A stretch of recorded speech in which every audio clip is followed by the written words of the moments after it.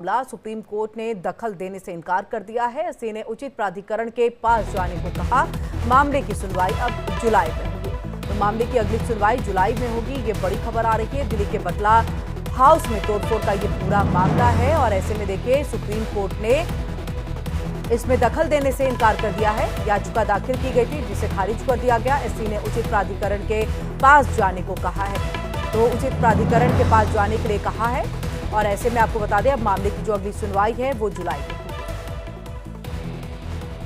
Supreme court से आज हमें ये राहत मिली है कि ये जो रेगुलर बेंच है उसमें जुलाई फर्स्ट वीक में जब भी कोर्ट खुलेगा तो उसके अंदर ये सुना जाएगा और तब तक जो भी लोग हैं जिन लोगों पर ये खतरा मंडरा रहा था उनको कहा गया कि वो पीएम उदय में या जो भी वो रिलीफ ले सकते हैं वो ले लें और अपनी एप्लीकेशन जिस तरह से पीएम उदय में और दूसरे लोग उसमें कवर हो रहे हैं उस तरह से इन लोगों को भी अपना इंडिविजुअल एप्लीकेशंस देनी है और उसमें हम लोग भी अपनी तरफ से पूरा देंगे क्योंकि ये जो एरिया है देखिए 2014 का जो प्रोटेक्टेड लैंड है जो 2014 का पार्लियामेंट ने प्रोटेक्ट किया है वो उसमें आता है। अनऑथराइज रेगुलाइज का पार्ट है और बाकायदा ये पिक एंड चूज वाला डीडीए ने अपनाया है जो कि गलत है क्योंकि मैं वहां विधायक हूं और मैं जानता हूं कि ये मेरा पूरा इलाका 40 साल से ज्यादा इसको बने हुए और 2014 में तो पार्लियामेंट से प्रोटेक्ट किया कि जो भी कॉलोनीज बन गई हैं और अनऑथराइज रेगुलाइज हैं और उसके अंदर जो भी कंस्ट्रक्शन है उस तक को प्रोटेक्ट किया।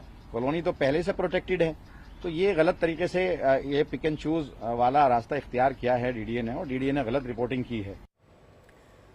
और सीधे रुक कर लेते हैं लीगल एडिटर आशीष सिन्हा का। आशीष देखिए सुप्रीम कोर्ट की तरफ से दखल देने से इनकार करते हुए उचित प्राधिकरण के पास जाने को कहा है। ऐसे में क्या कुछ कहा गया है, पूरी जानकारी विस्तार से।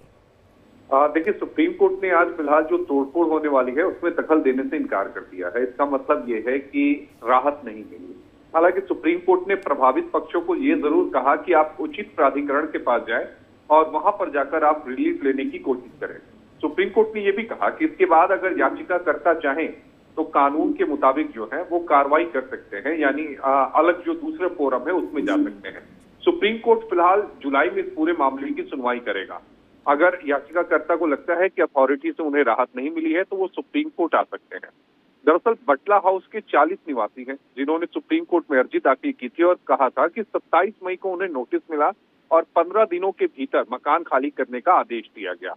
ऐसे में उन्हें अपनी जो लीगल रेमेडीज हैं यानी जो कानूनी विकल्प हैं उसे इस्तेमाल करने का मौका नहीं मिला। बहरहाल अब उचित फोरम में जाना होगा और उचित फोरम ये तय करेगा कि बटला हाउस में जो तोड़फोड़ की कार्रवाई है वो होगी या नहीं। आज सुप्रीम कोर्ट ने कोई रोक नहीं लगाई।